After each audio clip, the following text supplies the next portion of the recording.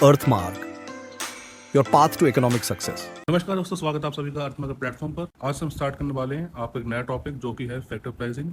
अभी तक आपने मार्केट स्ट्रक्चर में पढ़ा था, वो आपने पढ़ा था प्रोडक्ट प्राइसिंग कि किसी भी गुड का प्राइस कैसे मार्केट में डिटरमाइन होता है। आज हम स्टार्ट करेंगे फैक्टर प्राइसिंग। फैक्टर मतलब फैक्टर ऑफ प्रोडक्शन जो किसी भी गुड और सर्विसेज को प्रोड्यूस करने में इस्तेमाल किए जाते हैं। यहाँ पे 4 प्रकार के होते हैं। पहला आपका लैंड, दूसरा आपका लेबर, तीसरा आपका कैपिटल, चौथा आपका एंटरप्रेन्योर। लैंड को उस सर्विस के अगेंस्ट मिलता है रेंट पेमेंट के तौर पर, लेबर को मिलता है वेज, कैपिटल को मिलता है इंटरेस्ट एंड एंटरप्रेन्योर को मिलता है प्रॉफिट। तो आज हम यही जानेंगे कि इन फैक्टर ऑफ प्रोडक्शन को या फिर फैक्टर ऑफ प्रोडक्शन जो हमारे पास गिवन है 4 प्रकार के, इनके प्राइसेस मार्केट में कैसे डिटरमाइन किए जाते हैं। इससे रिलेटेड एक थ्योरी दी गई है जिसको बोलते हैं थ्योरी ऑफ डिस्ट्रीब्यूशन। उसके बारे में जानकारी प्राप्त करेंगे आज हम। किसी फैक्टर का डिमांड प्रोडक्ट डिमांड से अलग कैसे, वो जानेंगे।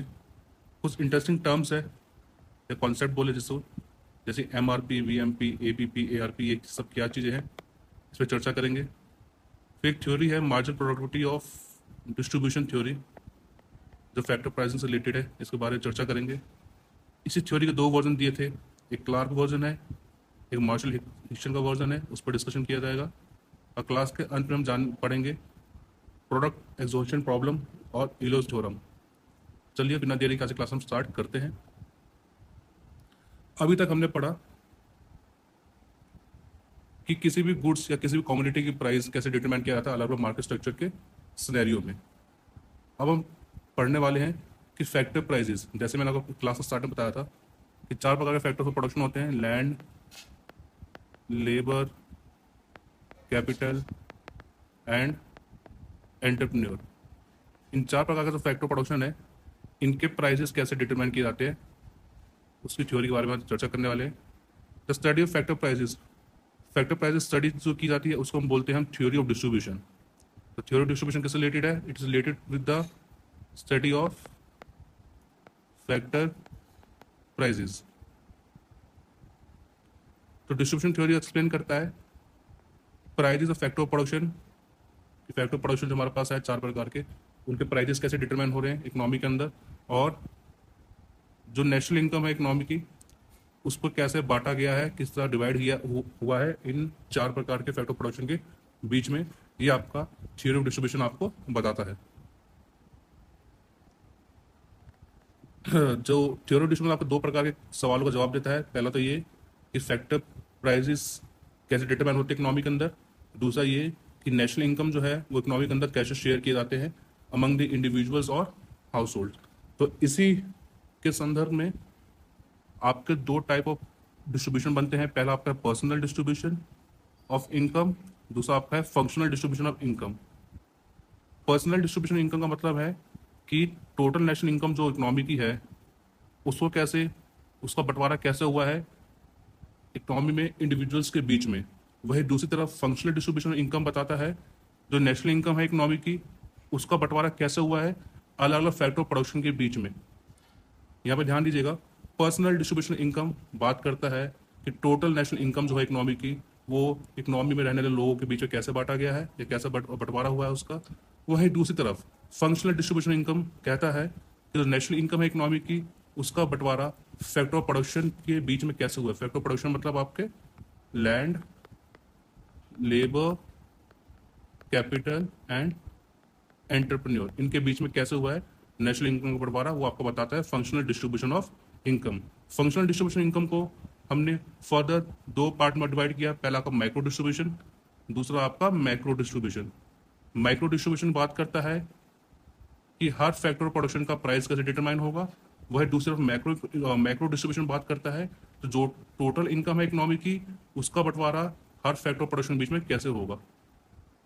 तो क्विकली रिवाइज करते हैं। इस स्लाइड जो हमने पढ़ा, पहला हमने देखा कि डिस्ट्रीब्यूशन, थ्योरी ऑफ डिस्ट्रीब्यूशन आपको 2 सवालों का जवाब देता है। पहला तो ये कि फैक्टर ऑफ प्रोडक्शन का प्राइसेस कैसे डिटरमाइन होगा इकोनॉमी के अंदर, और साथ ही साथ नेशनल इनकम जो है इकोनॉमी में वो कैसे उसका बंटवारा होगा लोगों के बीच में। तो डिस्ट्रीब्यूशन थ्योरी आपकी दो सवालों का जवाब आपको देता है। डिस्ट्रीब्यूशन आपको दो टाइप का हो गया इस कॉन्टेक्स्ट में। पहला आपका पर्सनल डिस्ट्रीब्यूशन इनकम, जो कहता है कि टोटल नेशनल इनकम जो इकोनॉमी की, उसका बंटवारा लोगों के बीच कैसे हुआ इकोनॉमी के अंदर।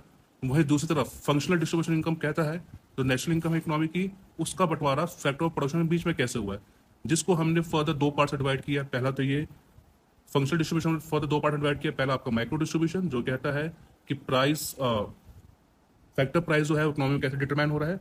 और मैक्रो डिस्ट्रीब्यूशन वो कहता है कि टोटल इनकम जो इकोनॉमी की है वो कैसे डिवाइड हो रही है अमंग फैक्टर ऑफ प्रोडक्शन।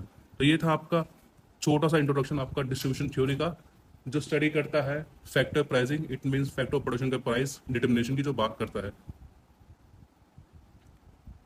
अब हम बात करते हैं फैक्टर ऑफ प्रोडक्शन की डिमांड के बारे में, कि फैक्टर ऑफ प्रोडक्शन की डिमांड जो है वो कंज्यूमर गुड्स से अलग कैसे है। The demand for factor of production is different from demand for consumer goods.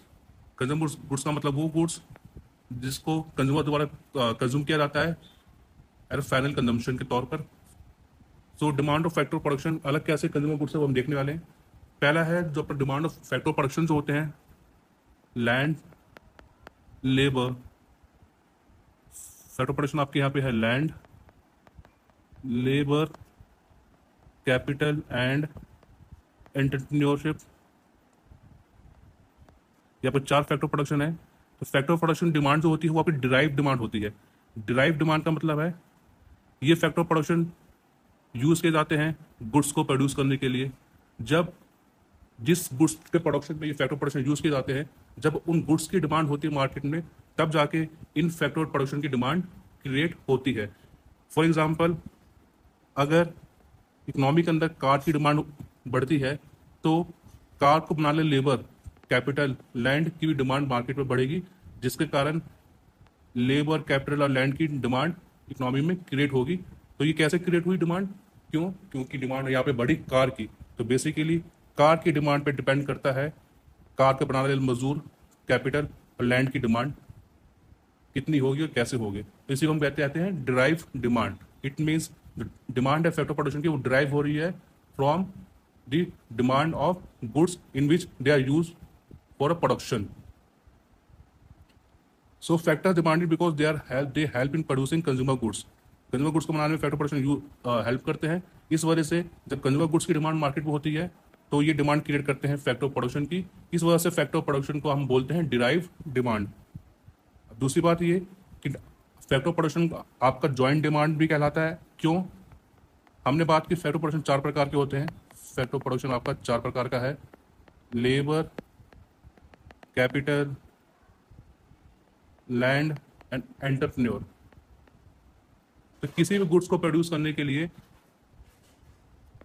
इन चारों का कॉम्बिनेशन यूज होता है प्रोडक्शन के अंदर। सिर्फ एक फैक्टर ऑफ प्रोडक्शन अकेले अपने दम पर प्रोडक्शन नहीं कर सकता, इसलिए कहा जाता है तो फैक्टर ऑफ प्रोडक्शन डिमांड होती है वो जॉइंट डिमांड कहलाती है। एग्जाम्पल के तौर पर, अगर मुझे एक मैंगो जूस बनाना है, उसके लिए मुझे लैंड भी चाहिए, वर्कर चाहिए, लेबर चाहिए और कैपिटल जैसे कि मशीन और बॉटल्स भी चाहिए। सिर्फ वर्कर अकेले अपने दम पर जूस नहीं बना सकता, उसी प्रकार से मशीनें अपने दम पर अकेले जूस नहीं बना सकती। तो यहाँ पे क्या निकल के आया? कंज्यूमर गुड्स के प्रोडक्शन के लिए आपको सभी फैक्टर प्रोडक्शन का यूज करना पड़ता है, जॉइंटली यूज करना पड़ता है। इस वजह से हम कहते हैं फैक्टर जो डिमांड किए जाते हैं वो कंबाइंड या जॉइंटली डिमांड किए जाते हैं। यहाँ पे दो चीज़ निकल के आई। डिमांड फॉर फैक्टर प्रोडक्शन आपके एक डिराइव डिमांड होता है। इट मीन्स ये डिराइव किया जाता है from the demand of consumer goods. जिस गुड्स के प्रोडक्शन में आपका फैक्टर प्रोडक्शन यूज किया जा रहा है, ये उसकी डिमांड वहाँ से ड्राइव होती है। दूसरा आपका joint demand, single factor production. For example, labour अकेला प्रोडक्शन नहीं कर सकता किसी भी गुड्स और सर्विसेज की, इसको कॉम्बिनेशन में यूज किया जाता है अदर फैक्टर प्रोडक्शन के साथ। इस वजह से फैक्टर की डिमांड जो होती है वो कंबाइंड या जॉइंटली डिमांडेड कहलाती है। तो ये दो अलग फीचर है फैक्टर डिमांड के, जो कंज्यूमर गुड्स की डिमांड से इसको अलग बनाता है। कंज्यूमर गुड्स की डिमांड में ड्राइव डिमांड और जॉइंट डिमांड नाम की कोई चीज़ नहीं होती है, जो आपको फैक्टर डिमांड के केस में देखने को मिलता है। तो ये था आपका डिमांड और फैक्टर प्रोडक्शन के दो यूनिक फीचर जो इसको कंज्यूमर गुड्स से के डिमांड से अलग बनाती है।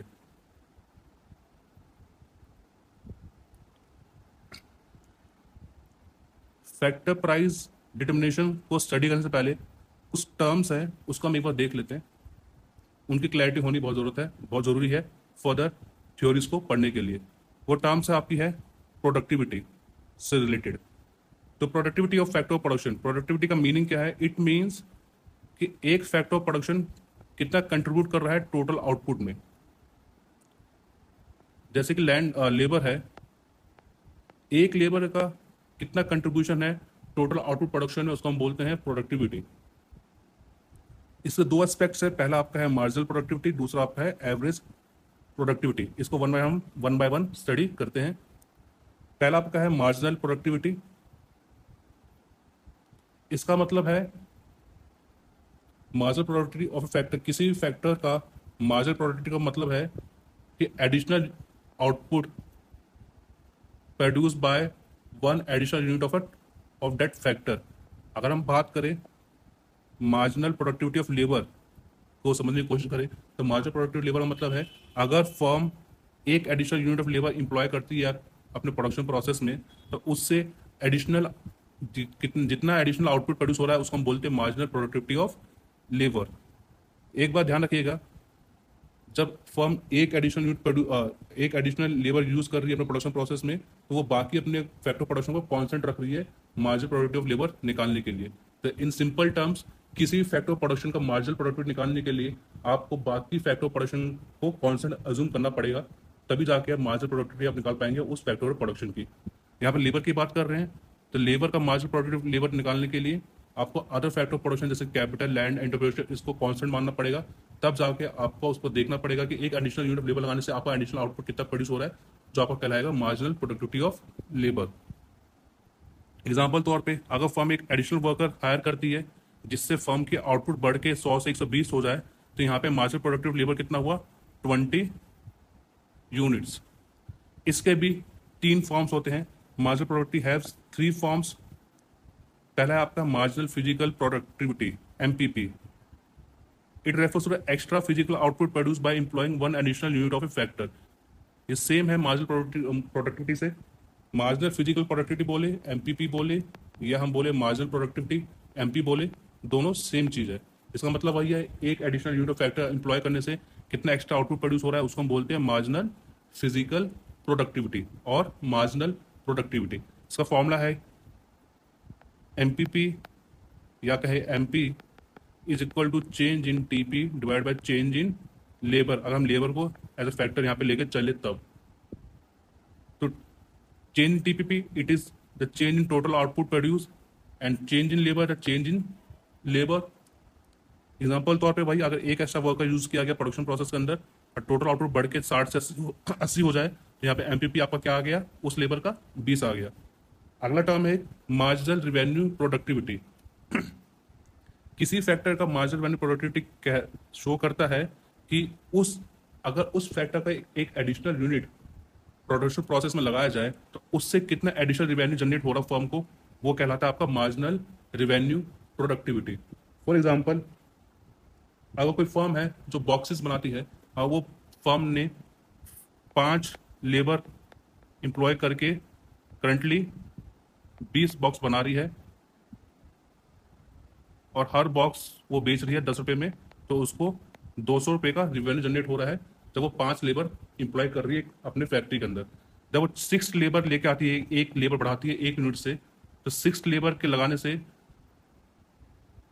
उसका प्रोडक्शन बढ़ गया 20 से 25 हो गया, और हर वो अपना आउटपुट बेच रही है 10 रुपये में, तो वो 250 का उसका रिवेन्यू हो रहा है। तो एक एडिशनल यूनिट ऑफ लेबर लगाने से उसका रिवेन्यू बढ़ गया फर्म का 200 से 250, तो 50। तो यहाँ पे मार्जिनल रिवेन्यू प्रोडक्ट क्या हुआ? उस लेबर का वो हो गया 50।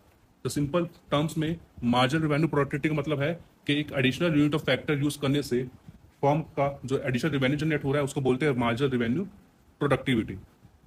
सो फॉर्मूला यहाँ पे गिवन है। पहला फॉर्मूला तो ये है, marginal revenue productivity is equal to the change in total revenue divide by change in factor by 1 unit. यहाँ पे फैक्टर हमने लेबर लिया है, इसलिए यहाँ पे लेबर हमने चेंज यहाँ पे शुद्ध दिखाया है। सर दूसरा फॉर्मूला एक ये भी है, MRP that is marginal revenue productivity is equal to marginal product multiply marginal revenue. इसका एक फॉर्मूला ये भी है। तो marginal revenue productivity is equal to marginal product multiply by marginal revenue. Example तौर पे अगर एक एक्स्ट्रा लेबर यूज़ किया जा रहा है प्रोडक्शन के अंदर, जो 20 यूनिट प्रोड्यूस कर रहा है, ऐड ऑन कर रहा है प्रोडक्शन आउटपुट में, जिससे रेवेन्यू इंक्रीज होकर 100 से 60 हो गया, तो आपका एमआरपी या फिर कहें मार्जिनल रेवेन्यू प्रोडक्ट यहाँ पे क्या हुआ, 60 हुआ। तो ये था आपका मार्जिनल रेवेन्यू प्रोडक्टिविटी। इससे रिलेटेड एक टर्म और है, वो है आपका value of marginal product, VMP. VMP का मतलब है the value of extra output produce bye an additional unit of a factor multiply by the market price. जब एक extra unit of factor production use किया जा रहा है प्रोडक्शन प्रोसेस में, उससे जो आउटपुट एडिशनल प्रोड्यूस हो रहा है उसको हम मल्टीप्लाई कर देंगे मार्केट प्राइस से, तो हमारे पास क्या आएगा, वीएमपी आएगा। तो वीएमपी हमारा क्या हो गया, हमारा यहाँ पे वीएमपी हुआ value of marginal product equal to marginal product. It is the additional unit of output produced by the additional unit of factor multiply by price of output, या फिर कहे प्राइस आपका AR के बराबर होता है, तो या फिर कहे VMP is equal to MP into AR। तो ये आपका हो गया VMP का फॉर्मूला। अभी हमने लास्ट स्लाइड में देखा था एक टर्म था MRP, जो था मार्जिनल रेवेन्यू प्रोडक्टिविटी, जो कहता है marginal product equal to marginal revenue is equal to marginal revenue productivity. वही अभी दूसरी तरफ हमने देखा हमने VMP, that is value of marginal product, it is MP into AR, average revenue. तो ये आपके दो फॉर्मूले हैं, दो अलग अलग कॉन्सेप्ट के, इसको एक बार हम ध्यान से समझने की कोशिश करते हैं। मार्जिनल रेवेन्यू दोनों फॉर्मूले के अंदर MP सेम है, that is marginal product. It means एक additional unit of factor use करने से जो एडिशनल आउटपुट प्रोड्यूस हो रहा है वो आपका MP हो गया, जो दोनों फॉर्मूले में कॉमन है। MRP के फॉर्मूले में आपके पास MR है, जो शो करता है additional revenue from additional output sold, और AR जो शो करता है आपका, AR शो करता है आपका average price at which outputs are sold. तो बेसिकली MR शो कर रहा है कि आपका जो लास्ट यूनिट जो आपने सेल किया मार्केट में, उससे रेवेन्यू जो जनरेट हुआ वो आपका MR है, और AR शो कर रहा है कि आपने ऑन एवरेज आपने किस प्राइस पे अपना मार्केट में माल बेचा, वो आपका हो गया AR हो गया। अब हम बात करते हैं VMP और MRP की इन परफेक्ट और इनपरफेक्ट कंपटीशन के बीच में। इन परफेक्ट कंपटीशन जैसे वो पता होगा आप लोगों को, P equal to AR equal to MR होता है। परफेक्ट कंपटीशन केस में प्राइस इक्वल टू MR होता है, तो इस वजह से AR इक्वल टू MR होता है, इस वजह से आपका VMP इक्वल टू MRP हो जाएगा। क्यों? क्योंकि VMP equal to MP into AR and MRP is equal to MP into MR। Since MR and AR are equal in the case of perfect competition, therefore VMP should be equal to MRP in the case of perfect competition. On the other hand, in case of imperfect competition case में AR greater than MR होता है। अगर आपको ध्यान हो, ये आपका graph है, डिमांड ग्राफ है, ये आपका AR कर्व भी कहते हैं इसको, डिमांड ग्राफ को, ये आपका MR कर्व है। तो आप देख सकते हैं in imperfect competition AR is always greater than MR, therefore the VMP should always greater than MRP in the case of imperfect competition. So in perfect competition case में डिमांड आपकी horizontal होती है, P इक्वल टू MR बोलते हैं इसको हम। Since P equal to MR है या AR इक्वल टू MR है, इस वजह से आपका VMP इक्वल टू MRP होता है इन case of perfect competition. On the other hand in case of imperfect competition, ये आपका इम्परफेक्ट कॉम्पिटिशन है, ये आपका AR है, ये आपका MR है। इन case of imperfect competition AR always greater than MR, therefore VMP always greater then MRP in case of imperfect competition. तो ये था आपका मार्जिनल प्रोडक्टिविटी का कॉन्सेप्ट, जिसका हमने तीन चीजें देखी। पहला हमने देखा marginal product, physical product, MPP, फिर हमने पढ़ा MRP, देन हमने पढ़ा VMP। नेक्स्ट आपका कॉन्सेप्ट हुआ है एवरेज प्रोडक्टिविटी का। It simply measures per unit productivity of a variable factor. हम यहाँ पे इसको लेबर के एग्जांपल से समझने की कोशिश करेंगे। सो एवरेज प्रोडक्टिविटी का मतलब हुआ पर यूनिट लेबर कितना आउटपुट प्रोड्यूस कर रहा है। इसके भी आपके दो एस्पेक्ट्स होते हैं। पहला आपका एवरेज फिजिकल प्रोडक्टिविटी, जो शो करता है कि total output divided by total number of labour use. अगर हम 5 वर्कर यूज करके फर्म 100 यूनिट्स आउटपुट प्रोड्यूस कर रही है, यहाँ पे एवरेज प्रोडक्टिविटी ऑफ लेबर क्या आएगा, वो आएगा total output produce divided by the total number labour use, that is 100 divided by 25, that is 20। ये आपका हो गया average productivity of labour. Next आपका है एवरेज वैल्यू प्रोडक्टिविटी। ये शो करता है पर यूनिट लेबर लगाने से कितना रेवेन्यू जनरेट हो रहा है फर्म को। इन जनरल अगर हम बात करें तो एवरेज वैल्यू प्रोडक्ट शोज कि per unit variable factor employee करने से फर्म को कितना रेवेन्यू जनरेट हो रहा है। फॉर एग्जांपल, अगर फर्म 5 लेबर यूज कर रही है और फर्म को उससे 500 रुपये का रेवेन्यू जनरेट हो रहा है, तो पर यूनिट कितना रेवेन्यू जनरेट कर रही है यहाँ पे फर्म, वो कर रही है 500 डिवाइड बाय 5, 100 का। सो सिंपली इसका फॉर्मूला क्या हुआ एवरेज वैल्यू प्रोडक्ट का, ये हुआ total revenue divide by units of factor employed in the production. इसका दूसरा फॉर्मूला क्या है, वो है APP। So ARP is equal to average product equal to into average revenue. ये आपका दूसरा फॉर्मूला है ARP का। यहाँ पे ARP के दो फॉर्मूले हैं, वो आपका है पहला formula total revenue divide by total units of factor employed, and ARP is equal to AP into AR। AP stand for average product, AR stand for average revenue, या फिर कहे इसको प्राइस। तो ये आपका कॉन्सेप्ट था एवरेज प्रोडक्टिविटी का। अब हम बात करते हैं relationship between MRP and ARP। आपका MRP क्या होता है, आपका MRP होता है MP इंटू MR, और आपका ARP क्या होता है, ARP होता है आपका AP इंटू AR। ये आपका होता है ARP। अगर आपको प्रोडक्शन वाली क्लास स्टार्ट ध्यान में होगी तो आपने वापस देखा होगा MP और AP का रिलेशनशिप। MP और AP आपका इन्वर्टेड यू शेप होता है।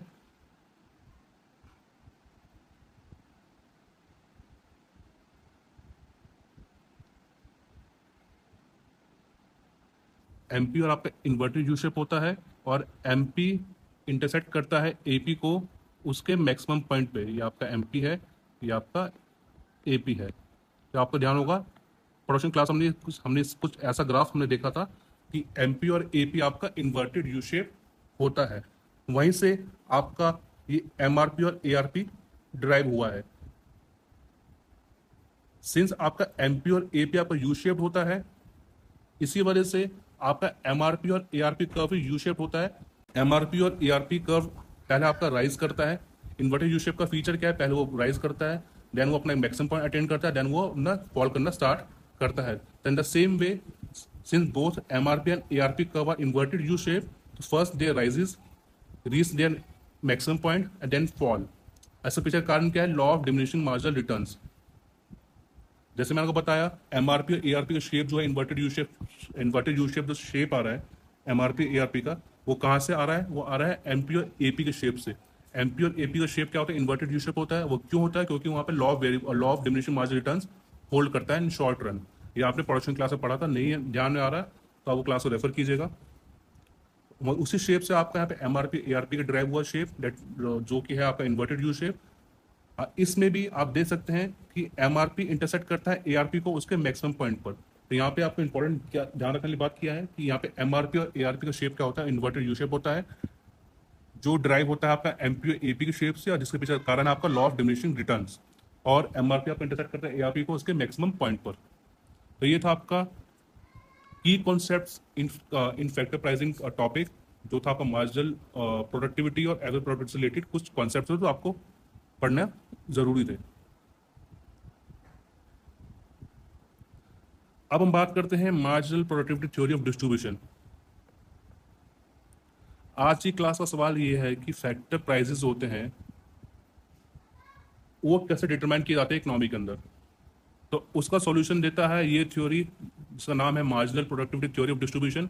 इसके अनुसार हर फैक्टर प्रोडक्शन को उतना पैसा मिलना चाहिए या उतनी पेमेंट मिलनी चाहिए जितना उसने कंट्रीब्यूशन किया प्रोडक्शन के अंदर। So according to marginal productive theory of distribution, every factor of production, चाहे लैंड हो, लेबर हो, कैपिटल हो, एंटरप्रेन्योर हो, सबको पेमेंट मिलनी चाहिए, पे करना चाहिए according to its marginal productivity. Marginal productivity का मतलब यहाँ पे क्या है? The additional output produce by employing one और more unit of the factor. Marginal productivity का मतलब यहाँ पे है कि एक additional unit of factor use करने से कितना आउटपुट एडिशनल प्रोड्यूस हो रहा है, वो आपका हो गया मार्जिनल प्रोडक्टिविटी। तो basically marginal productivity theory of distribution कहता है कि हर फैक्टर ऑफ प्रोडक्शन को पेमेंट मिलनी चाहिए according to its marginal productivity. इस थ्योरी के अकॉर्डिंग रूल क्या है फैक्टर प्राइसिंग का? वो है कि फैक्टर प्राइस होना चाहिए equal to value of marginal product. तो according to MPTD, MPTD stands for marginal productivity theory of distribution, factor price should be equal to value of marginal product. जो अभी आपने लास्ट स्लाइड में देखा था, value of marginal product. Value of marginal product क्या होता है? Value of marginal product आपका होता है marginal product into average revenue, या फिर कहे VMP is equal to marginal product into price. तो according to this theory factor price होना चाहिए equal to VMP. For example, अगर एक एक्स्ट्रा वर्कर यूज किया जा रहा प्रोडक्शन के अंदर जिससे 500 रुपए तक की आउटपुट जनरेट हो रही है, तो उसकी वेज होनी चाहिए 500। एक एक्स्ट्रा वर्कर आया, उसने आउटपुट प्रोड्यूस किया जिसकी वैल्यू है 500 रुपए। तो according to this theory the wage क्या होना चाहिए उसका वर्कर का, वो होना चाहिए कि जितने रुपए का उसने आउटपुट प्रोड्यूस करके दिया, जो कि है 500। तो यहाँ पे वेज उसका होना चाहिए 500। तो ये आपकी थ्योरी है marginal productivity theory of distribution, जो कहता है कि हर फैक्टर प्राइस को पेमेंट मिलनी चाहिए, रिवॉर्ड मिलना चाहिए कि जितना उसने आउटपुट प्रोड्यूस करके दिया, जितने रुपए का आउटपुट प्रोड्यूस करके दिया, उतने रुपए उसको एज अ रिम्यूनरेशन या वेज मिलना चाहिए फैक्टर को, प्रोडक्शन को। तो marginal product theory of distribution के दो वर्जन है। एक वर्जन क्लार्क ने एक अपनी वर्जन दिया, एक वर्जन है मार्शल का। इससे रिलेटेड हम दोनों वर्जन वन बाय वन करके पढ़ेंगे। पहला है क्लार्क वर्जन ऑफ एमपीटीडी। क्लार्क भाई साहब क्या कहते हैं? क्लार्क भाई साहब आए थे 19th सेंचुरी में, जिन्होंने अपना थ्योरी दिया था, एमपीटीडी का वर्जन दिया था। इनके अनुसार जो वेज है, लेबर का जो वेज है, वो डिटरमाइन होता है जहां पे वेज इक्वल टू एमपीएल होता है। और इनका मानना था जो भी वेज डिटरमाइन होगा लेबर का, वो डिमांड साइड से आएगा, सप्लाई साइड का रोल कोई अपनी थ्योरी के अंदर नहीं दिया था। इसको हम पढ़ेंगे डिटेल में भी। ये सब कोर आइडिया है इस क्लार्क वर्जन एमपीटीडी का। क्लार्क कहते हैं कि वेज जो है लेबर का डिसाइड होगा, वो होगा उस पॉइंट पे जहाँ वेज इक्वल टू एमपीएल हो जाएगा। और ये डिमांड साइड की बात करते हैं, लेबर साइड, ये सप्लाई साइड ऑफ लेबर की बात नहीं करते हैं। इस थ्योरी का अजम्पशंस है, पहला स्टैटिक इकोनॉमी। क्लार्क ने अज्यूम किया इकोनॉमी स्टैटिक है, इट मीन्स यहाँ पे लेबर की कोई ग्रोथ नहीं है, कैपिटल ग्रोथ नहीं है, टेक्नोलॉजी आपकी कांस्टेंट है। तो स्टैटिक इकोनॉमी के लिए बात करते हैं क्लार्क। सिंस यहाँ पे लेबर की कोई ग्रोथ नहीं है, तो यहाँ पे लेबर सप्लाई क्या होगा, हो जाएगा, वो कांस्टेंट हो जाएगा। क्लार्क की थ्योरी के अंदर इकोनॉमी कैसी स्टैटिक है, इट मीन्स यहाँ पे कोई लेबर की ग्रोथ नहीं है, लेबर की ग्रोथ नहीं है तो लेबर सप्लाई यहाँ पे क्या होगी, कांस्टेंट हो जाएगी। ये बात करते हैं परफेक्ट कंपटीशन की कि प्रोडक्ट मार्केट में और फैक्टर मार्केट में आपका कंपटीशन कैसा है, परफेक्ट है। ये बात करते हैं होमोजेनियस फैक्टर की। ये कहते हैं कि सारे फैक्टर प्रोडक्शन जो है वो होमोजेनियस है। इट मीन्स अगर लेबर एज अ फैक्टर की बात करूं फैक्टर प्रोडक्शन की, तो सारे लेबर एक समान है इनके थ्योरी के अनुसार। फुल एम्प्लॉयमेंट ऑफ रिसोर्सेज की बात करती है थ्योरी। इस थ्योरी के अनुसार जो डिमिनिशिंग मार्जिनल रिटर्न जो है वो इसमें एप्लीकेबल है। It means diminishing marginal return का मतलब क्या है कि अगर मैं एक additional unit of labour use कर रहा हूँ अपने प्रोडक्शन के अंदर, तो उससे जो आउटपुट प्रोड्यूस होगा, एडिशनल आउटपुट, वो पिछले लेबर से कम प्रोड्यूस होगा। It means every each additional unit of labour will produce the output, will generate the additional output at decreasing rate। ये आपका डिमिनिशिंग मार्जिनल रेट रिटर्न्स के अंदर एप्लीकेबल है। इस थ्योरी के अनुसार लेबर सप्लाई जो है फिक्स है इन शॉर्ट रन। क्यों फिक्स है? क्योंकि इसने अज्यूम किया कि आप इकोनॉमी कैसी स्टैटिक है। स्टैटिक इकोनॉमिक्स मीन्स यहाँ पे कोई ग्रोथ, लेबर की ग्रोथ नहीं है, कैपिटल की ग्रोथ नहीं है, टेक्नोलॉजी आपके यहाँ पे कांस्टेंट है। इस वजह से इस थ्योरी के अंदर तो लेबर सप्लाई कर्व जो है वो वर्टिकल होगा, परफेक्टली इनइलास्टिक होगा, परफेक्टली इन इलास्टिक होगा। तो इस थ्योरी के अनुसार आपका डिमांड वेज कैसे डिटरमाइन होगा लेबर मार्केट में, वो देखते हैं। एक फर्म जब तक लेबर हायर करती रहेगी एडिशनल, जब तक उस लेबर से मिलने वाला जो आउटपुट जो है वो वेज से ज़्यादा हो। इट मीन्स जब तक लेबर का marginal product labour greater than है वेज से, तब तक फर्म लेबर हायर करती रहेगी। मतलब एक additional unit of labour use करने से फर्म को जो फायदा हो रहा है एमपीएल के रूप में, और फर्म को जो कॉस्ट बेयर करना पड़ रहा है वेज के रूप में, जब तक बेनिफिट फर्म का बेनिफिट जा रहा है कॉस्ट के कंपैरिजन में, तब तक फर्म लेबर हायर करती रहेगी। लेबर हायर करना कब रोकेगी फर्म? फर्म उस पॉइंट रोकेगी जब फर्म का बेनिफिट जो लेबर से मिल रहा है फर्म को, वो बराबर हो जाएगा फर्म के कॉस्ट से लेबर के ऊपर। लेबर से फर्म को क्या बेनिफिट हो रहा है? वो हो रहा है फर्म को प्रोडक्शन आउटपुट प्रोड्यूस करके दे रहा है लेबर। तो मार्जिनल प्रोडक्ट लेबर जब आपका इक्वल हो जाएगा बेस से, उस केस पे फर्म अपना वर्कर हायर करना रोक देगी। तो बेसिकली कुल मिला के यहाँ निष्कर्ष क्या निकला? ये निकला कि फर्म वर्कर हायर करेगी तब तक जब तक MPL is greater and equal to wage. एक चीज तो ये है कि फर्म किस सिनेरियो में अपना लेबर हायर करेगी, जब तक उसका एमपीएल ग्रेटर एंड वेज होगा तब तक फर्म अपना लेबर हायर करती रहेगी। फर्म के लिए लेबर डिमांड कर्व क्या है? वो है एमपीएल कर्व। फर्म के पॉइंट ऑफ व्यू से लेबर डिमांड कर्व है आपका MPL curve, marginal product of labour curve जो है, demand curve for of labour for a firm. इस केस में लेबर सप्लाई कर्व जो है वो आपका वर्टिकल है, सिंस यहाँ पे आपका स्टैटिक इकोनॉमी की बात करता है क्लार्क, यहाँ पे लेबर ग्रोथ नहीं है, लेबर ग्रोथ जीरो है। It means labour supply curve जो होगी वो वर्टिकल होगी, फिक्स होगी। तो इस ग्राफ पे ध्यान दीजिएगा। एस एल जो है ये आपका लेबर सप्लाई कर्व है, जो वर्टिकल है, जो फिक्स है। ओएल अमाउंट ऑफ लेबर है इकोनॉमी के अंदर करंटली। ये आपका एमपीएल कर्व है, ये आपका एमपीएल कर्व है, marginal product of labour curve है। अब बेसिकली एमपीएल कर्व क्या होता है? डिमांड कर्व है लेबर का in case of Clark version of MPTD. जिस पॉइंट पे आपका डिमांड एंड सप्लाई का इंटरसेक्ट हो रहा है, उस पॉइंट पे आपका वेज डिटरमाइन हो रहा है इकोनॉमी के अंदर। तो इकोनॉमिक वेज क्या है? इकोनॉमिक वेज उस पॉइंट पे आएगा जहां पे एमपीएल इंटरसेक्ट कर रहा है वर्टिकल लेबर सप्लाई कर्व को, जो कि है वेज ओडब्ल्यू। तो ओडब्ल्यू आपका है यहाँ पे है इकोनॉमिक वेज है at intersection point of MPL and LS labour supply curve. तो ओडब्ल्यू है वेज इस पॉइंट पे, जो ओडब्ल्यू वेज है वो इक्वल टू है एमपीएल। तो आप देख सकते हैं क्लार्क की थ्योरी के अनुसार तो वेज रेट जो आएगा इक्वल टू होगा एमपीएल के। तो क्लार्क की थ्योरी में वेज इक्वल टू एमपीएल है, और क्लार्क की थ्योरी ने डिमांड साइड कंसिडर किया था वेज डिटर्मिनेशन के लिए, उसने सप्लाई साइड कंसिडर नहीं किया।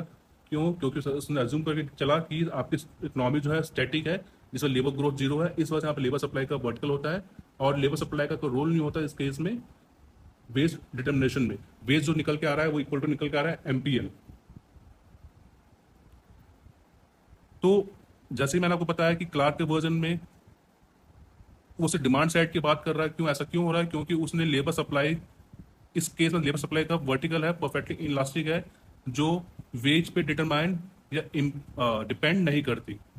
क्लार्क की थ्योरी के अनुसार लेबर सप्लाई का वेज पे डिपेंड नहीं करती, वो आपका फिक्स है, वर्टिकल है टू वाई एक्सिस। इस वजह से सिंस आपका लेबर सप्लाई का वर्टिकल है, तो इंटरसेक्शन पॉइंट जो है डिमांड कर्व का, लेबर का डिमांड का, जो कि एम्पियर है, उसका intersection point with vertical labour supply curve gives the ways, जो हमने अभी देखा लास्ट स्लाइड में। ये आपका एमपीएल कर्व है, ये आपका लेबर सप्लाई कर्व है जो वर्टिकल है। इस पॉइंट पे इंटरसेक्शन पॉइंट आ रहा है, ये आपका वेज आ रहा है, इक्वल वेज। ये वेज है, वेज इक्वल टू किसके है? एमपीएल के। तो ये आपका थ्योरी कहता है, क्लार्क की थ्योरी कहती है, जो वेज होता है वो टोटली डिपेंड करता है, अकेले डिपेंड करता है, पूरा पूरा डिपेंड करता है लेबर की प्रोडक्टिविटी के ऊपर, बेसिकली एमपीएल के ऊपर। तो वेज पूरा पूरा डिपेंड करता है लेबर की प्रोडक्टिविटी के ऊपर, जो कि एमपीएल है, वो सप्लाई कंडीशन पर डिपेंड नहीं करता। तो क्लार्क की थ्योरी ये कहती है। तो क्लार्क की थ्योरी से तीन चीजें निकल के आई इंपॉर्टेंट। पहली चीज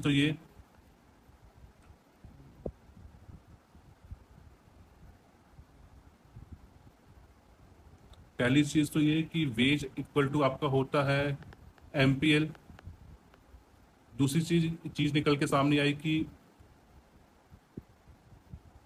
क्लार्क ने सिर्फ demand side of labour consider किया था। क्लार्क की थ्योरी के अनुसार लेबर का सप्लाई कर्व क्या होता है, वर्टिकल होता है, वर्टिकल लेबर सप्लाई कर्व। ये आपका क्लार्क की थ्योरी में 3 इंपॉर्टेंट पॉइंट निकल के आए। इस थ्योरी की लिमिटेशंस क्या है? पहली बात तो ये है कि लेबर सप्लाई है जो रियलिटी में वो फिक्स नहीं होती, ये वेज के साथ साथ बढ़ती रहती है, वेज रेट के साथ साथ। तो जो इस क्लार्क ने अजूम किया कि सप्लाई का वर्टिकल है वो रियलिटी में देखने को नहीं मिलता, तो ये इसका थ्योरी का एक लिमिटेशन है। क्लार्क ने सिर्फ सप्लाई साइड को इग्नोर करते हुए सिर्फ डिमांड साइड की बात की, जो थ्योरी को वन साइड बनाता है। इन्हीं लिमिटेशन के कारण मार्शल और क्लार्क ने इस थ्योरी को मॉडिफाई किया बाद में जाकर, और उसने सप्लाई साइड ऑफ लेबर का भी इंक्लूजन किया थ्योरी के अंदर, जो हम नेक्स्ट अभी पढ़ने वाले हैं। अब हम बात करते हैं मार्शल हिक्स का वर्जन एमपीटीडी। जैसे मैं आपको स्टार्टिंग में बताया था, एमपीटीडी के 2 वर्जन है इंपॉर्टेंट, पहला क्लार्क का वर्जन है, दूसरा आपका मार्शल हिक्स का वर्जन है। क्लार्क का वर्जन में कुछ लिमिटेशन थी, उसको काउंटर करते हुए Alfred Marshall and JR. Hicks ने थ्योरी को रिवाइज किया। इन्होंने क्रिटिसाइज किया क्लार्क के वर्जन ऑफ थ्योरी को, ये बोलते हुए कि क्लार्क ने सिर्फ डिमांड साइड की बात की है, लेबर साइड की बात इसने नहीं की है। तो मार्शल एंड हिक्स का वर्जन एमपीटीडी क्या है, वो दोनों supply side of labour plus demand side of labour दोनों को कंसिडर करके चलता है। इस थ्योरी के अनुसार वेज डिपेंड करता है demand and supply of labour दोनों के ऊपर। मार्शल हिक्स का वर्जन में वेज डिटरमाइन कर रहा है demand and supply of labour के ऊपर। यहाँ पे डिमांड जो है वो आती है वीएमपीएल कर्व से, सप्लाई कर्व आपकी सप्लाई कर्व है लेबर की, इक्वल निकल के आएगा at intersection point where demand is equal to supply. ये ग्राफ पे ध्यान दीजिएगा, ये आपका डिमांड कर्व है लेबर का, down sloping from left to right. It is a horizontal summation of VMPL curve of all firms. ये आपका सप्लाई कर्व है, इन दोनों इंटरसेक्ट कर रहे हैं पॉइंट ई पर, ये आपका पॉइंट ई आ गया, इक्वल पॉइंट आ गया। ओ डब्ल्यू आपका वेज आ गया, इक्वल वेज। ओ एन आपका लेबर मार्केट में लेबर एम्प्लॉयमेंट आ गया, इतना। तो इतना अपना आपका लेबर एम्प्लॉयमेंट है, इतना आपका वेज रेट है, इक्वल वेज रेट है मार्केट के अंदर, लेबर मार्केट के अंदर। तो ये आपका था लेबर मार्केट में वेज डिटर्मिनेशन। इस थ्योरी ने डायनामिक इकोनॉमी की बात की है। क्लार्क की थ्योरी ने बात की थी स्टैटिक इकोनॉमी की, जिसमें लेबर ग्रोथ, पॉपुलेशन ग्रोथ या कैपिटल ग्रोथ की कोई चर्चा नहीं थी, उन्होंने कांस्टेंट माना था। लेकिन इस थ्योरी ने, मार्शल हिक्स के वर्जन ने, एमपीटीडी वर्जन ने डायनेमिक इकोनॉमी की बात की है। इट मीन्स यहाँ पे पॉपुलेशन ग्रोथ है, कैपिटल एक्यूमुलेशन है, टेक्नोलॉजी चेंजेस है, वो सब देखने को यहाँ पे मिलती है। इस केस में लेबर सप्लाई कर्व जो होता है वो आपका इलास्टिक होता है और अपवर्ड स्लोपिंग होता है, जो क्लार्क के लेबर सप्लाई कर्व से विपरीत है। लेबर सप्लाई कर्व क्लार्क के केस में कैसा होता है, वो वर्टिकल होता है। तो इनिशियली मार्शल ने ये थ्योरी दी थी पहले लेबर के पॉइंट ऑफ व्यू से, बाद में हिक्स ने इस थ्योरी को जनरलाइज कर दिया बाकी फैक्टर प्राइसिंग के ऊपर भी। तो बेसिकली मार्शल ने पहले थ्योरी दी थी हिक्स लेबर के पॉइंट ऑफ व्यू से, लेबर को ध्यान रखते हुए, और वेज डिटर्मिनेशन की बात की थी पहले हिक्स मार्शल ने। फिर सेम कॉन्सेप्ट को हिक्स ने जनरलाइज कर दिया अदर फैक्टर प्राइसिंग पे, जैसे रेंट और इंटरेस्ट के केस में भी। तो इस ग्राफ पे ध्यान देखिएगा, पहला पैनल जो है या पैनल ए, ये आपका मार्केट लेबर है, लेबर मार्केट बात कर रहा है, जहां पे डिमांड कर्व जो है डी डी वो इंटरसेक्ट कर रहा है सप्लाई कर्व एस एस को at point E, and equivalent wage is O W. यहाँ से आपका इक्विवेलेंट वेज निकल के आ गया। अब फर्म के पास ये वेज गया, फर्म तब तक लेबर हायर करेगा जब तक उसका वी एम पी एल या wage less than equal to V M P L है, या फिर कहे जब तक फर्म का V M P L greater equal to wage है तब तक फर्म लेबर हायर करेगा, और उस पॉइंट पर आकर रुक जाएगा जिस पॉइंट पे V M P L is equal to wage हो जाएगा फर्म के पॉइंट ऑफ व्यू से। तो क्या हो रहा है इस केस में, सबसे पहले लेबर मार्केट में इक्विवेलेंट वेज डिटरमाइन हुआ ओ डब्ल्यू, जो निकल के आया लेबर डिमांड लेबर सप्लाई के इंटरसेक्शन पॉइंट से। उसके बाद उसी वेज पे एक फर्म कितना लेबर हायर करेगा वो आएगा आपका, निकल के आएगा वीएमपीएल के अकॉर्डिंग। वीएमपीएल यहाँ पे क्या है, value of marginal product of labour. It means एक additional unit of labour employ करने से कितने वैल्यू के आउटपुट प्रोड्यूस हो रहा है फर्म के अंदर, वो आपका कहलाता है वीएमपीएल। सो इसके अकॉर्डिंग एक बार जब इकोनॉमिक बेस डिटरमाइन हो जाएगा ओ डब्ल्यू, उस वेज पे फर्म तब तक हायर करता रहेगा लेबर जब तक वीएमपीएल जो है लेबर का ग्रेटर देन है वेज से, और उस पॉइंट पर रुक जाएगा जिस पॉइंट पे वेज इक्वल टू वीएमपीएल है। तो बेसिकली ये आपका वेज डिटरमाइन हुआ है मार्केट से, इस वेज पे फर्म कितना लेबर हायर करेगा वो डिपेंड और निकल के आएगा वीएमपीएल कर्व से, और इस वेज पे फर्म हायर कर रहा है ओएल अमाउंट ऑफ लेबर। तो ये था मार्शल हिक्स का वर्जन ऑफ एमपीडीडी। तो बेसिकली आपका एग्जाम पॉइंट ऑफ व्यू से जो बातें इंपॉर्टेंट है इस टॉपिक से रिलेटेड क्लार्क और मार्शल हिक्स वर्जन ऑफ एमपीडीडी से, वो हम बता देते हैं एक बार फिर से आपको क्लार्क में याद रखना है, क्लार्क वर्जन एमपीटीडी में wage rate equal to MPL होता है। दूसरी बात, क्लार्क ने बात की थी डिमांड साइड ऑफ लेबर की, उसने सप्लाई साइड ऑफ लेबर को इग्नोर किया था। तीसरी बात, क्लार्क ने कहा था कि सप्लाई लेबर के सप्लाई कब होता है, वर्टिकल होता है या फिर परफेक्टली इलास्टिक होता है। उसके विपरीत हिक्स और मार्शल हिक्स ने बात की कि वेज का डिटर्मिनेशन होता है लेबर मार्केट में वो demand side and supply side दोनों को ध्यान रख के किया जाता है। तो बेसिकली वेज डिटरमाइन होता है at intersection point of labour demand and labour supply curve in the labour market. अब एक बार जब लेबर मार्केट से वेज रेट डिटरमाइन हो जाएगा, उस वेज पे एक फर्म कितना इंप्लॉय करेगा लेबर, वो आपका निकल के आएगा वीएमपीएल कर्व के थ्रू। जब तक वीएमपीएल ग्रेटर देन है वेज रेट से, तब तक फर्म लेबर हायर करता आएगा, और ये तब तक करता आएगा जब तक आपका वीएमपीएल वेज के बराबर ना आ जाए। जब एक बार वीएमपीएल आपका वेज के बराबर आ जाएगा, जो वो वेज रेट जो मार्केट डिटरमाइन किया है, उस वेज रेट पे जो आपका निकल के आ रहा है फर्म के पास लेबर, वो आपका इक्वल लेवल ऑफ लेबर हो जाएगा फर्म के पॉइंट ऑफ व्यू से। तो ये आपको चीज़ें यहाँ से ध्यान रखनी है आपका एग्जाम पॉइंट ऑफ व्यू से। और क्योंकि एक बार इसको हम डिफरेंट देख ले दोनों के बीच में क्या है। पहला है क्लार्क वर्जन, उसने सिर्फ डिमांड साइड की बात की, लेकिन मार्शल हिक्स वर्जन ने डिमांड और सप्लाई दोनों की बात की। क्लार्क के केस में लेबर सप्लाई आपका परफेक्टली इलास्टिक होता है, दैट इज वर्टिकल होता है, बट मार्शल केस में आपका इलास्टिक होता है और ये अपवर्ड स्लोपिंग होता है। क्लार्क के केस में इकोनॉमी कैसे मानी, क्लार्क ने स्टैटिक मानी। Static means no population growth, no labour growth, no capital accumulation, no change in technology, सारा स्टैटिक है, रुका हुआ है। लेकिन मार्शल केस में उसने डायनेमिक इकोनॉमी का जिक्र किया, उसने बोला कि पॉपुलेशन ग्रोथ है, कैपिटल एक्यूमुलेशन है, टेक्निकल में चेंज हो रहा है, उसने सारी बातें की।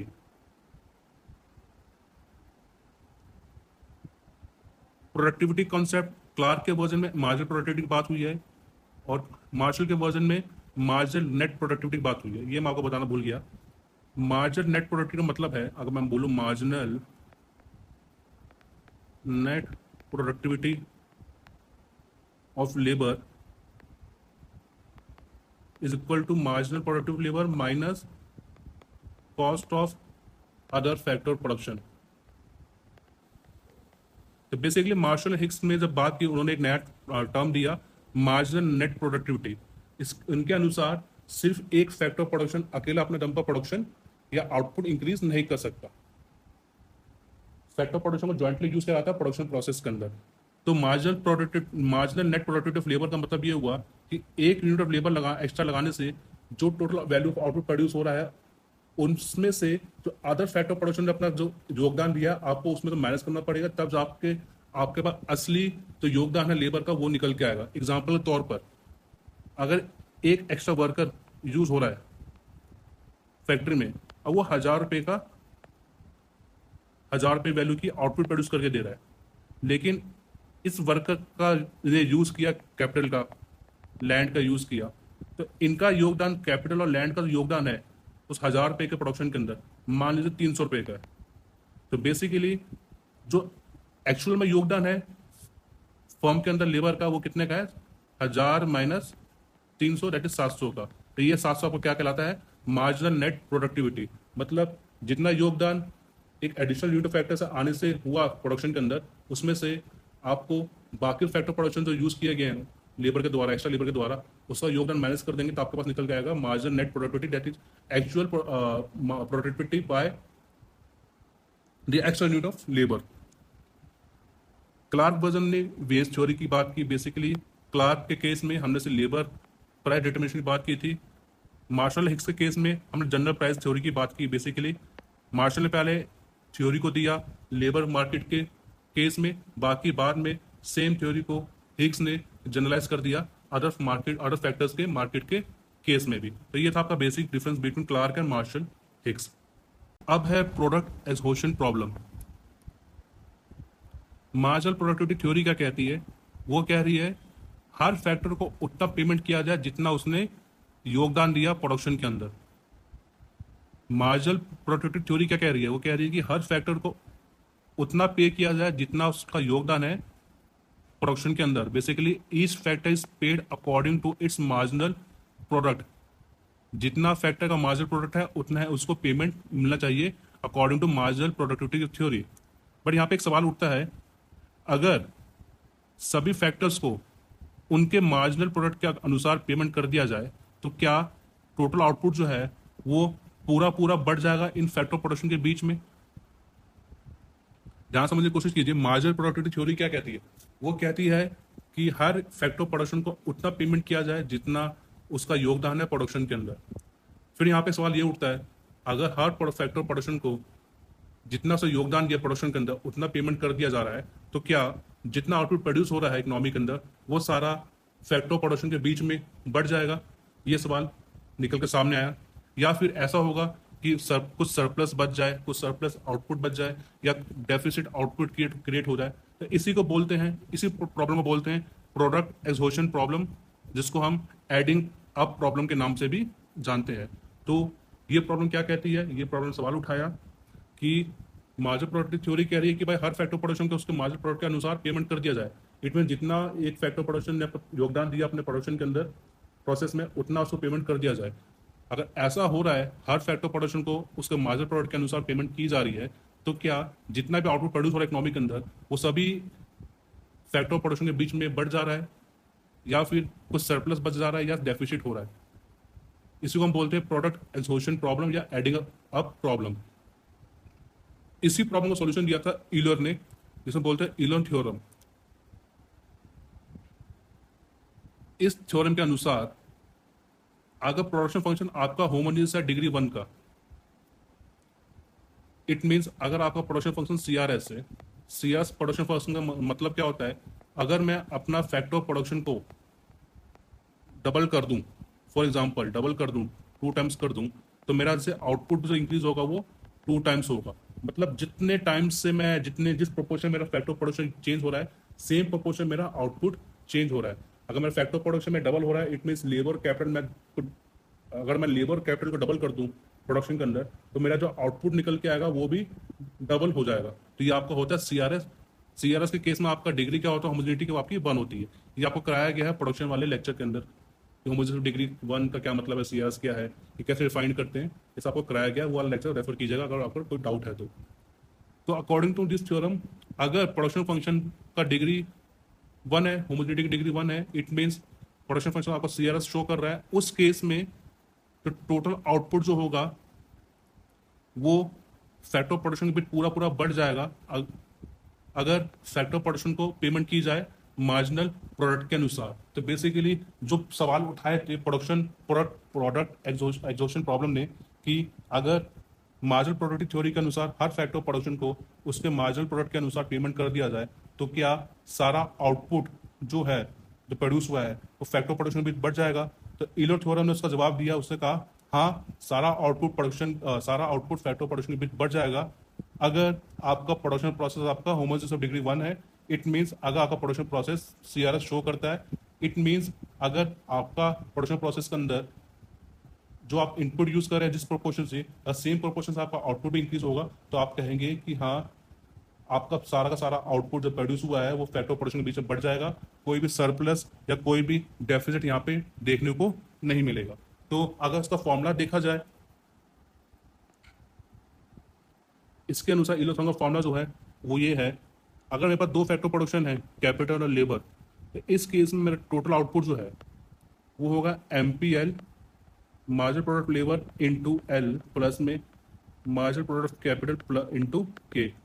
ये आपका होगा इस फॉर्मूले के अनुसार कि टोटल आउटपुट जो प्रोड्यूस हुआ है वो लेबर के बीच में इतना बढ़ गया है और कैपिटल के पास इतना गया है। ये आपका लेबर शेयर है, ये आपका कैपिटल का शेयर है, कैपिटल के पास इतना गया है, ये आपका कैपिटल शेयर है, ये आपका लेबर शेयर है। तो यह कहता है ईलर थ्योरम कि हाँ, सारा सारा आउटपुट बढ़ जाएगा फैक्टर प्रोडक्शन बीच में अगर आपका प्रोडक्शन प्रोसेस आपका होगा होमोजेनियस ऑफ डिग्री 1 या फिर क्या CRS होगा उस केस में। इसको समझते हैं हम एक एग्जांपल के माध्यम से। यह हमारे पास प्रोडक्शन फंक्शन है Q equal to A into L की पावर A इंटू K की पावर B। ये आपका कॉफ डगलस प्रोडक्शन फंक्शन है। ये प्रोडक्शन फंक्शन आपका CRS है। क्यों? क्योंकि यहाँ पे ए और बी की वैल्यूज क्या है, इक्वल टू 1 है। The sum of A and B is equal to 1। इस वजह से ये आपका प्रोडक्शन फंक्शन कैसा है, CRS है। या फिर क्या है, इसकी डिग्री क्या है, होमोजेनिटी डिग्री क्या है इसकी, 1 है। तो मार्जिनल प्रोडक्ट निकालेंगे, MPL, आपका MPL ये आ गया, और यहाँ मैं निकालूँ अलग से। MPL मेरा होता है change in Q divide change in L.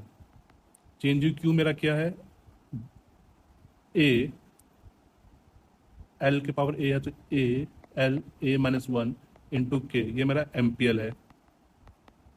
मेरा MPK क्या होगा, मेरा MPK मेरा हो जाएगा change in Q divide change in K, that is A into L की power A into B K, B की पावर बी माइनस 1, ये आपका MPK हो गया। तो ये आपका MPL था, ये आपका था MPK। लेबर की इनकम क्या है, लेबर की इनकम कितना उसका वेज मिल रहा है और कितना लेबर यूज किया गया है। तो W into L is labour income. तो according to marginal productive theory, each factor of production is paid according to their marginal product. तो लेबर को कितना पेमेंट मिलेगा, वो मिलेगा वेज इक्वल टू MPL। तो W की जगह MPL आ गया, यहाँ पे L की जगह L ही है, कितना लेबर यूज हुआ। हमने यहाँ पे MPL को रिप्लेस कर दिया, ये हमारा MPL आ गया, रिप्लेस कर दिया। इसको सॉल्व करूंगा तो मेरे पास आ गया है लेबर इनकम जो है, that W into L is equal to MPL into L, because MPL wage equal to MPL according to marginal productive theory of labour. MPL मेरा यहाँ पे क्या है, वो है A into small a, L की power small a minus 1 into K की power B into L. इसको सॉल्व करूंगा तो मेरे पास आएगा A स्मॉल a, L की पावर A माइनस, इसको मैं सॉल्व करता हूँ तो L की पावर माइनस 1 इंटू के की पावर B इंटू एल, ये आ गया। इसको रीअरेंज करते हैं, L की पावर A, के की पावर B, L की पावर माइनस 1 और नीचे L आ जाएगा इंटू एल, इससे ये कट गया। तो मेरे पास बचा ये A into capital A, L की पावर A, के की पावर B, ये आपका कितना है, ये आपका Q है। तो A इंटू क्यू मेरा हो गया लेबर शेयर। इसी प्रकार मेरा कैपिटल इनकम क्या होगा, कैपिटल इनकम मेरा होगा R into K. R is a rate of interest paid to capital. तो R should be equal to MPK according to marginal productive theory of distribution. तो R यहाँ पे क्या होगा, should be equal to MPK। Capital को उतना payment करे जितना उसका मार्जिनल प्रोडक्ट है। तो R should be equal to MPK, यहाँ पे MPK हमने लिख दिया। फिर बाद में हमने यहाँ पे MPK को रिप्लेस कर दिया। जब इसको सॉल्व करेंगे मेरे पास निकल गया BQ निकल के आएगा। तो मेरे पास लेबर इनकम कितना है, AQ आ गया, कैपिटल इनकम कितना है, मेरा BQ आ गया। अब मुझे दोनों को ऐड करके देखना है, ये इक्वल टू QR की आ रहा। प्रोडक्ट एग्जॉशन थ्योरम क्या कहता है, वो ये कहता है ना कि जितना आउटपुट प्रोड्यूस हुआ, क्या वो फैक्टर ऑफ प्रोडक्शन के बीच में बढ़ जाएगा कि नहीं बढ़ जाएगा। इट मीन्स जो फैक्टर ऑफ प्रोडक्शन की इनकम जो है, उन सबका सम टोटल आउटपुट के बराबर आ रहा है कि नहीं आ रहा है। तो यहाँ पे हमारे दो फैक्टर ऑफ प्रोडक्शन है, लेबर एंड कैपिटल। तो यहाँ पे हमको चेक करना है कि क्या लेबर का income plus capital income equal to total output निकल के आ रहा है कि नहीं आ रहा है। तो लेबर इनकम मेरा WL है, कैपिटल इनकम मेरा RK है, it should be equal to Q। तो WL प्लस RK, WL की जगह मैं क्या लिख दिया, QA लिख दिया। तो WL is equal to QA and RK is equal to DQ। Q common है, निकाल लिया, यहाँ पे A plus B into Q निकल के आ गया। सिंस ये आपका ये प्रोडक्शन फंक्शन आपका CRS फॉलो करता है, it means A plus B that is power of labour and power of the capital K. In the production function, the power of labor, that is A, and capital power of capital, that is B, is equal to 1. Since A plus B is equal to 1, it is a CRS case. Then it will become WL plus RK equal to Q. अगर A plus B equal to 1 है तो यहाँ पे replace कर देंगे, मैं ये निकल के आएगा WL plus RK equal to Q। तो जो शो करता है टोटल आउटपुट जो है प्रोड्यूस हुआ है इकोनॉमी के अंदर, वो कैपिटल इनकम और लेबर इनकम के रूप में दोनों में बट गया है। यहाँ पे कोई सरप्लस या कोई डेफिसिट क्रिएट नहीं हो रहा है। तो यूलर थ्योरम का सॉल्यूशन था कि टोटल आउटपुट जो है वो फैक्टर्स के बीच में बढ़ जाएगा इनकम के रूप में। ये तब पॉसिबल है जब प्रोडक्शन प्रोसेस आपका CRS होगा या फिर उसकी डिग्री होमोजेनिटी की डिग्री कितनी होगी, 1 होगी। जो हमने इस एग्जाम्पल के थ्रू हमने देखा कॉर्डलस के प्रोडक्शन फंक्शन के एग्जाम्पल के थ्रू हमने देख लिया। इस केस में लेबर का इनकम शेयर कितना है, लेबर शेयर ऑफ इनकम वो है labour income divide by total output Q। Labour income यहाँ पे है ए क्यू, टोटल आउटपुट Q, तो लेबर इनकम आ गया A आ गया। कैपिटल का क्या यहाँ पे शेयर कितना है, capital share of income, capital का इनकम कितना शेयर है वो आएगा आपका निकल के कैपिटल का जो टोटल इनकम है divide by total output. Capital total income कितना है वो है BQ, टोटल आउटपुट है Q, तो बेसिकली आपके यहाँ पे B निकल गया कैपिटल का शेयर इनकम। तो बेसिकली यहाँ से आपने क्या देखा, कॉर्डलस फंक्शन के केस में जो पावर होती है फैक्टर ऑफ प्रोडक्शन की, जैसे यहाँ पे L की पावर A है और K की पावर बीटा है, तो वो शो करता है the share of income that factor of production. Since L की पावर A है तो यहाँ पे A की वैल्यू जो होगी वो शो करेगी कि लेबर का कितना शेयर है टोटल इनकम में। उसी प्रकार K की पावर B है तो B की पावर शो करेगी इस केस में कि कैपिटल का कितना शेयर है इनकम के अंदर, इकोनॉमी के अंदर। तो ये था आपका ईलो theorem which is solution of the product exhaustion problem. तो कंक्लूजन क्या निकला इसका, प्रोडक्ट एग्जॉशन प्रॉब्लम क्या कहता है, ये कहता है ये थ्योरेटिकल प्रॉब्लम है इन डिस्ट्रीब्यूशन। ये कहता है कि will factor payment at marginal product add up to the total output, वही कि अगर फैक्टर ऑफ प्रोडक्शन को मार्जिनल प्रोडक्ट के अकॉर्डिंग पेमेंट की जाए तो उस केस में टोटल आउटपुट का बंटवारा पूरी तरह होगा कि नहीं होगा। इसका सॉल्यूशन किसने दिया, ईलो थ्योरम ने दिया, जो कहता है कि हाँ बंटवारा पूरी तरह हो जाएगा फैक्टर प्रोडक्शन केस में अगर आपका प्रोडक्शन प्रोसेस CRS फॉलो कर रहा है या फिर उसकी डिग्री होमोजेनिटी ऑफ डिग्री 1 है। उस केस में आपका फैक्टर ऑफ प्रोडक्शन के बीच में टोटल आउटपुट का बंटवारा पूरी तरह हो जाएगा। तो दोस्तों इसके साथ आपका ये first lecture of factor pricing वो कंप्लीट हुआ, जिसके अंदर हमने देखा कि फैक्टर प्राइसिंग प्रोडक्ट प्राइसिंग से अलग क्यों है, demand for factor consumer goods के डिमांड से अलग कैसे है, वो ड्राइव डिमांड है, ज्वाइंट डिमांड है, क्यों है। फिर हमने पढ़ा फैक्टर प्राइसिंग से रिलेटेड की कॉन्सेप्ट जैसे कि marginal value of product, value of marginal product, average value of product, average product, हमने सारी चीज़ें पढ़ी। तो हमने इससे रिलेटेड जो थ्योरी थी marginal productivity theory of distribution MPTD, वो हमने देखा। उसके 2 वर्जन थे, इंपॉर्टेंट वर्जन क्लार्क का वर्जन था वो हमने स्टडी किया, देन आपका मार्शल हिक्स का वर्जन था वो हमने स्टडी किया। देन क्लास के अंत में हमने देखा प्रोडक्ट एग्जॉशन थ्योरम, जिसके अंदर हमने देखा कि अगर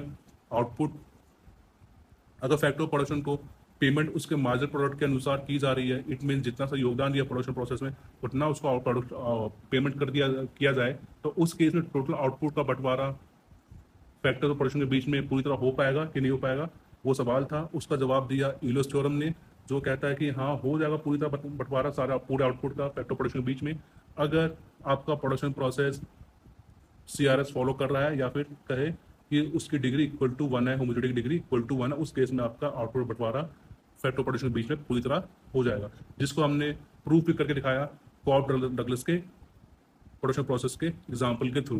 तो ये था आपका लेक्चर। अभी तक इस लेक्चर से जो आज हमने पढ़ा है इससे कोई क्वेश्चन देखने को नहीं मिले आपके एग्जाम में, इवन दो तो फैक्टर प्राइसिंग से भी ज़्यादातर क्वेश्चन देखने को नहीं मिलते, इक्का दुक्का एग्जाम में एक आध क्वेश्चन आ जाते हैं। बहुत बड़ा चंक एग्जाम का इससे नहीं पूछा गया अभी तक, लेकिन फिर भी हमारा काम पूरा सिलेबस कंप्लीट करना है। तो फैक्टर प्राइसिंग का आपका फर्स्ट लेक्चर कंप्लीट हुआ आज। नेक्स्ट लेक्चर में हम कोशिश करेंगे कि इस टॉपिक को हम फैक्टर प्राइसिंग टॉपिक को हम कंप्लीट कर दें, उसके बाद हम वेलफेयर एंड मार्केट फेयर की तरफ बढ़ेंगे।